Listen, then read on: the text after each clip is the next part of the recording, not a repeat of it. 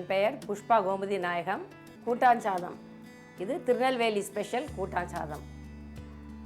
இதுக்கு தேவையான பொருட்கள்: வேக வைத்த தமிழ் காய்கறிகள், வாழைக்காய், கத்திரிக்காய், பீன்ஸ், கேரட், காராமணி, அரிசி 1 ஆழாக்கு, மாங்காய் துண்டுகள் 1 கப், வேக வைத்த துவரம்பருப்பு 1 கப், அரைக்கீரை 1 கப், முருங்கைக்கீரை 1 கப், சின்ன வெங்காயம் உரித்தது 1 கப், பொடியாக நறுக்கிய சின்ன வெங்காயம் 1/2 கப், கருவேப்பிலையும் சேர்ந்தது, பொடித்த மிளகாய்த்தூள் 3 டேபிள் ஸ்பூன், ஜீரகமும் பூண்டும் மிக்சியில் பொடித்தது, கடுகு, உளுந்தம்பருப்பு, பெருங்காயம் தாளிப்பதற்கு, வெங்காய வடகம் 5-6, நல்லெண்ணெய் தாளிப்பதற்கு, உப்பு தேவையான அளவு.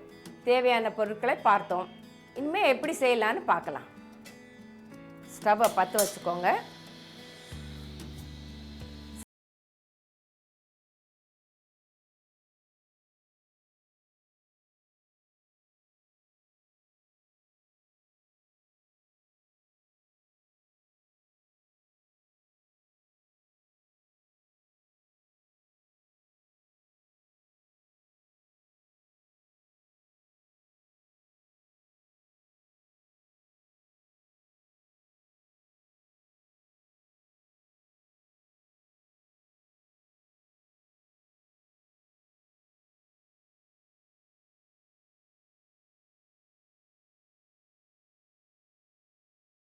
ஊற்றி சூடு பண்ணுவோம்.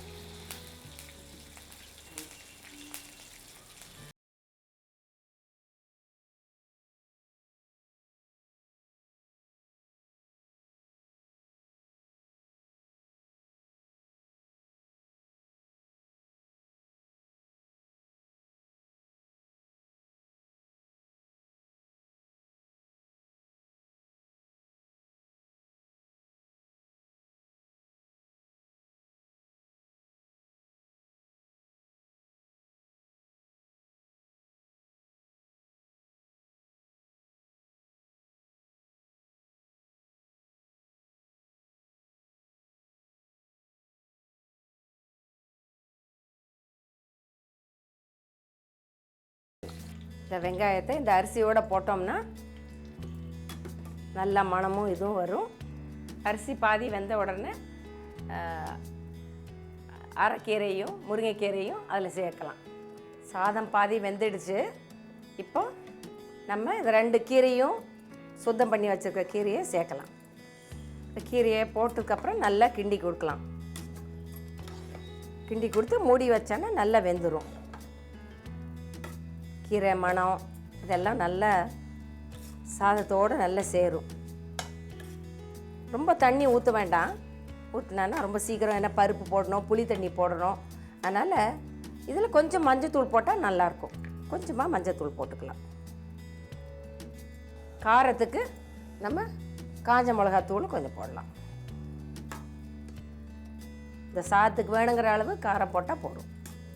காயில் நம்ம ஏற்கனவே கொஞ்சம் மஞ்சத்தூள், காரம் போட்டு உப்பு போட்டு வேக வச்சு வச்சுருக்கோம். அதனால் இதுக்கு வேணுங்கிற அளவு மாத்திரம் போட்டால் போதும்.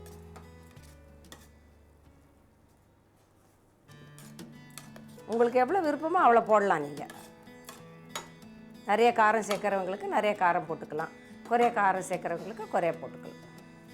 இப்போ வெந்திருக்கா பார்ப்போம். எல்லாம் பாதி வெந்திருக்கு.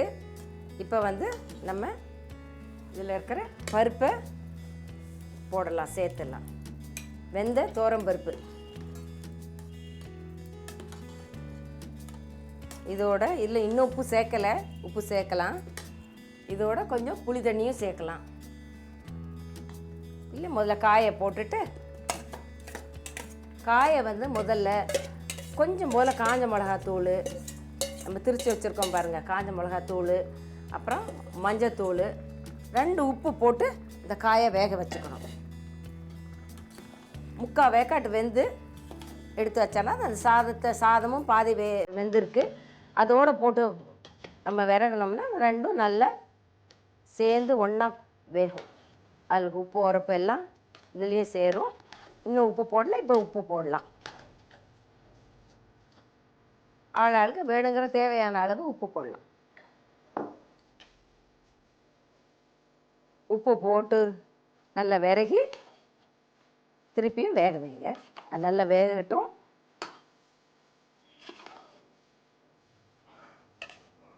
மாங்காவை இப்போ போட வேண்டாம். புளியை பார்த்துட்டு அப்புறம் எவ்வளோ வேணுமோ அதுக்கு தகுந்த மாதிரி நம்ம புளி தண்ணி மாங்காய் போட்டுட்டு புளி தண்ணியும் போட்டுக்கலாம். இப்போ அது வெந்திருக்கான்னு பார்க்கலாம். வெந்திருக்கு. இனிமேல் நம்ம கொஞ்சம் புளியை போட்டலாம். கரைச்சி வச்ச புளி வேணுங்கிற அளவு போட்டுக்கலாம்.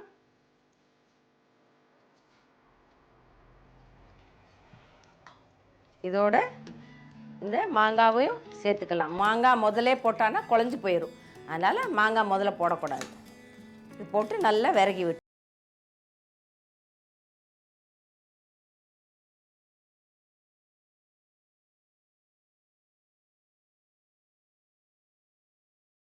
இங்கே பயப்பட வேண்டாம். தண்ணியாக இருக்கிறதுனால அது வேக வேக நல்லா இறுகி வந்துடும். ஜீரகமும் பூண்டும் திரித்து வச்சது இது சேர்த்துக்கலாம். அதில் இதுதான் நல்ல மனம் கொடுக்கும். இவ்வளோ காய் போட்டு செய்கிறதுனால வாய்வெல்லாம் ஒன்றும் இருக்காது. இந்த பூண்டு நல்ல வாசனை கொடுக்கும், உடம்புக்கும் நல்லது. ஆறி போனால் இது நல்ல ஒரு டேஸ்ட்டாக இருக்கும். சூடாக இருந்தானா ஒரு டேஸ்ட்டு. செய்து பாருங்கள், ரொம்ப நல்லாயிருக்கும். இப்போ இது கொஞ்சம் கட்டி ஆகிற வரைக்கும் வெந்துடுச்சு. இன்னும் கொஞ்சம் கட்டி ஆகிற வரைக்கும் இருக்கட்டும். கடைசியில் தாளித்து போட்டால் போதும். இப்போ அது ஆயிடுச்சா பார்ப்போம். சாதம் நல்லா வெந்துடுச்சு. இனிமேல் இது தாளித்து போட்டுற வேண்டிய வேலை தான். அடுப்பு பற்ற வச்சு கொஞ்சம் வேணுங்கிற எண்ணெய் ஊற்றிக்கலாம். நல்லெண்ணெய் தான் ஊற்றணும்.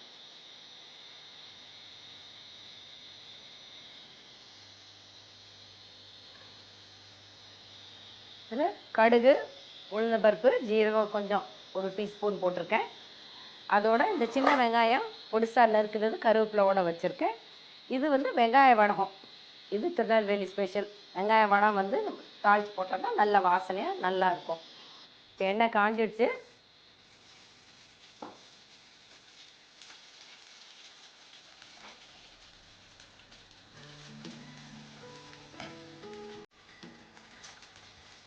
ஸ்லோ ஃபயரில் இருந்தாலே போதும். இப்போ வெங்காயமும்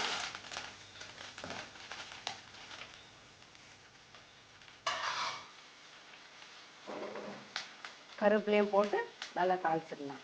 இப்போவுமே இந்த வெங்காய வடகம் போட்டால் தான் கருகிரும். அதனால் கொஞ்சம் அந்த வெங்காயம் நல்லா வதங்கினதுக்கப்புறம் இது போட்டால் போதும். இதில் எல்லா காயும் இருக்குது.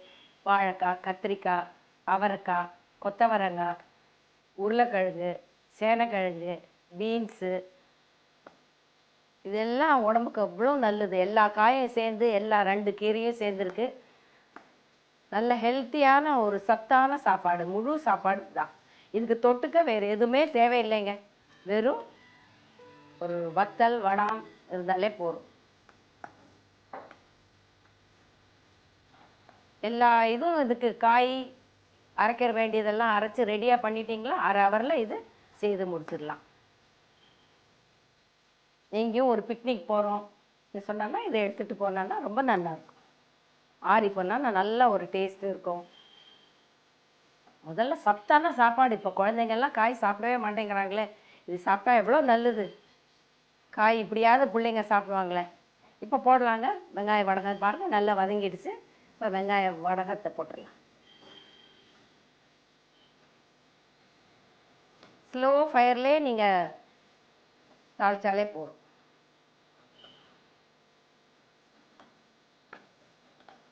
பாருங்கள் நல்ல மனம் வெங்காய வடகம். இப்போ எடுத்து இதில் கொட்டிடலாம்.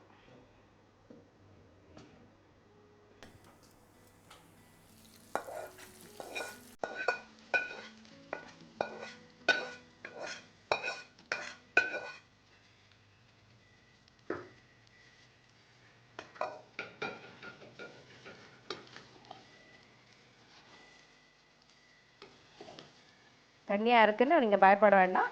இது கொஞ்சம் ஆறினோடனே நல்லா கட்டி ஆயிரும். நேரம் ஆக ஆக அந்த பருப்பெல்லாம் இறுகி நல்லா வந்துடும். சாப்பிட நல்ல ருசியாக இருக்கும். பெருகிடுச்சு. கூட்டான் சாதம் ரெடி. இனிமேல் நம்ம பிக்னிக் போக வேண்டியதுதான். பாருங்கள், நல்லா அருமையாக வந்திருக்கு. சுவையான கூட்டான் சாதம் தயார்.